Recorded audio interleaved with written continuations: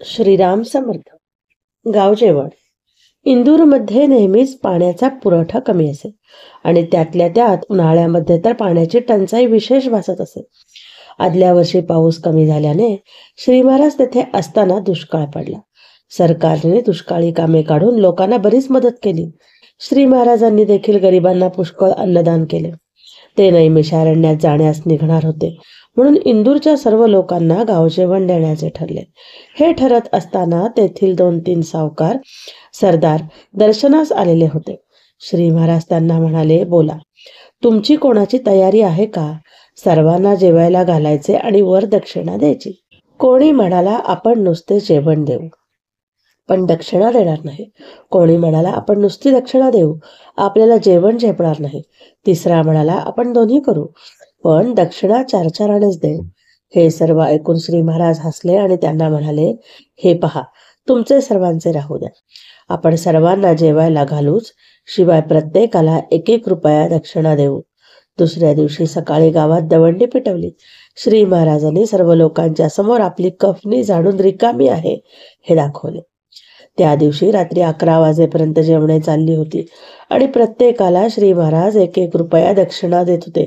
गंमत अशी होई की जेवायला येणारी पुष्कळ माणसे त्यांचे दर्शन घेत आणि त्यांच्या पुढे 1-2 रुपया ठेवून जात आणि त्यातून शेवटच्या पंक्तीपर्यंत प्रत्येकाला 1-1 रुपया दक्षिणा मिळाली.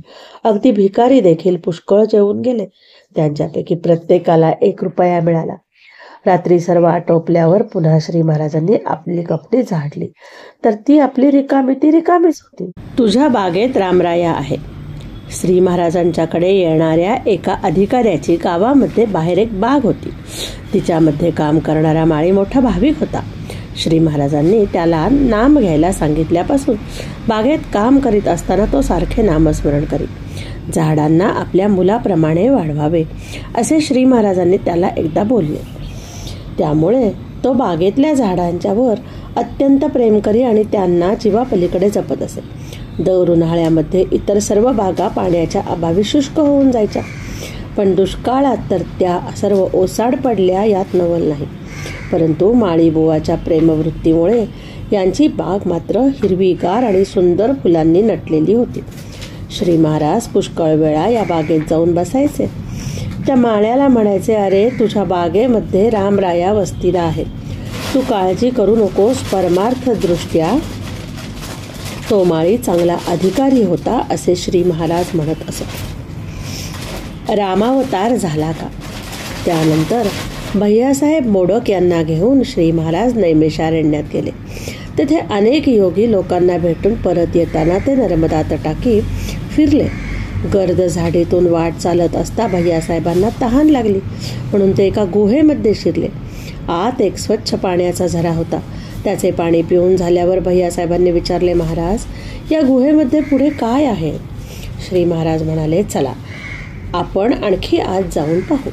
म्हणून ते दोघेही आत पुढे गेले. 200-300 पावले चालल्यावर त्यांना एक योगी ध्यानस्थ बसलेला दिसला.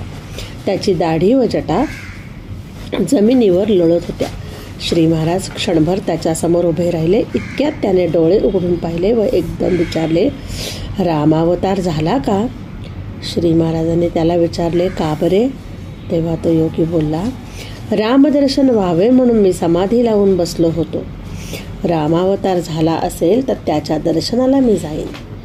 यावर श्री महाराजांनी त्याला सांगितले, योगीराज, राम व कृष्ण दोन्ही अवतार होऊन गेले. सध्या कलीला सुरुवात झाली आहे. हे शब्द ऐकून तो मुनी बिचारा फारच निराश झाला.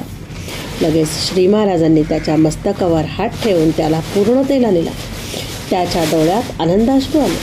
त्याने श्री महाराजांच्या चरणांना वंदन करून आपला देह सोडला. मग त्याच्या देहाला संस्कार करून ते दोघे परत फिरले. वाटेत भैयासाहेबांनी विचारले, महाराज, हा कोण होता आणि आपण त्याला काय केले? श्री महाराज म्हणाले, राम जन्माला येण्याच्या अगोदरपासून अनेक वर्षे हा तापसी समाधी लावून बसला होता.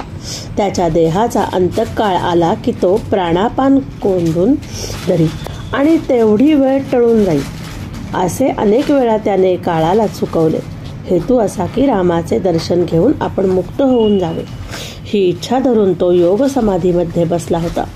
पण रामावतार केव्हाच होऊन गेला आणि हा मात्र तसाच राहिला.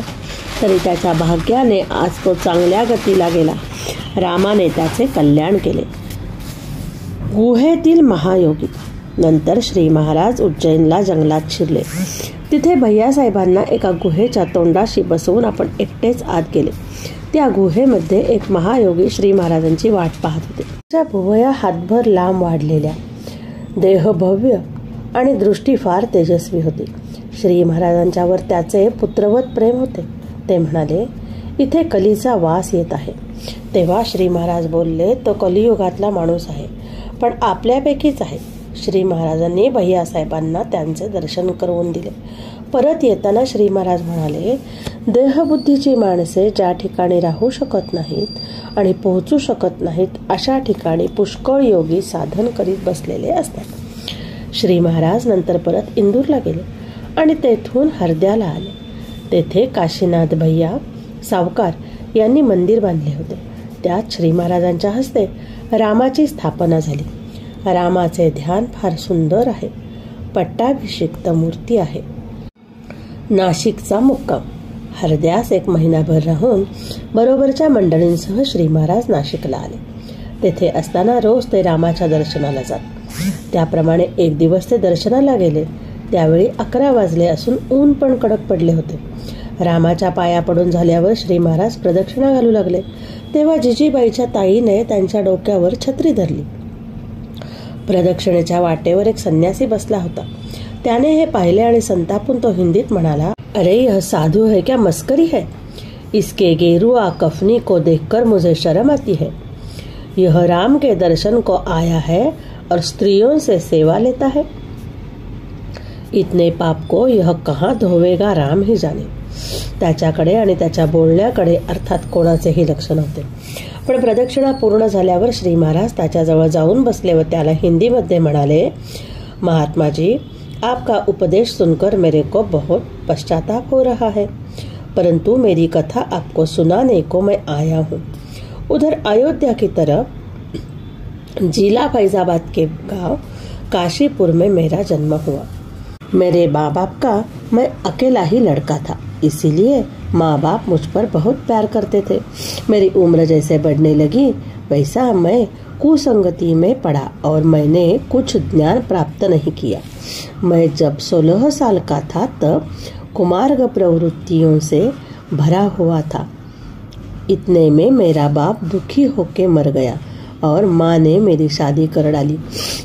मेरी पत्नी बड़ी बहुत सुंदर चालाक थी, किंतु मैं रोगी कमजोर बन चुका था. फिर गांव के बदमाश लोगों ने मेरी पत्नी को फुसलाया. वह बड़ी दुराचारिणी बन गई. मैं संसार से उब गया और एक दिन रात को मैं गांव छोड़कर बनारस चल दिया. बनारस में मैंने संन्यास ग्रहण कर लिया. इतके सांगून होताच तो एकदम ओरडला, अरे यह तो मेरी जीवन कथा आप कह रहे हैं. श्री महाराज स्वतःची म्हणून त्याचीच कथा जस जशी सांगत गेले तस तशी त्याची चर्या बदलत गेली आणि शेवटी अत्यंत खजील होऊन त्याने श्री महाराजांना साष्टांग नमस्कार घातला. श्री महाराजांनी त्या संन्यासाला आपल्याबरोबर 8 दिवस ठेवून घेतला. त्याला रामनामाचा अनुग्रह दिला आणि नंतर काशीला पाठवून दिला. नाशिक येथेच आईच्या नावाचे श्री महाराजांनी गंगेवरच्या भिकाऱ्यांना 1 दिवस धान्य वाटले. गोंदावल्यास पुनरागमन. गोंदावले सोडून श्री महाराजांना वर्ष होऊन गेले होते, म्हणून नाशिक कडून सरळ घरी परत येण्याचे ठरले. इंदूरहून जी मंडळी बरोबर आली होती त्यापैकी बहुतेकांना त्यांनी नाशिकहून परत पाठवून दिले. भैयासाहेब मोडक एकटेच बरोबर राहिले. इतर मंडळींना देखील आपापल्या गावी पाठवून दिले. गोंदावल्याहून निघताना बरोबर आई आणि 100 माणसे होती. गोंदावल्यास परत येताना बाकीची सर्व मंडळी होती, परंतु आई मात्र नव्हती. श्री महाराज परत आले आहेत हे कळल्यावर गावकरी मंडळी त्यांना भेटण्यास आली. प्रत्येक जण गीताबाईची आठवण काढून हळहळत होता. श्री महाराजांना शोभण्यासारखीच ती माऊली होती यात शंका नाही.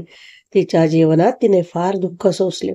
तिच्या देखत रावजींसारखा महान योग्यतेचा पती केला.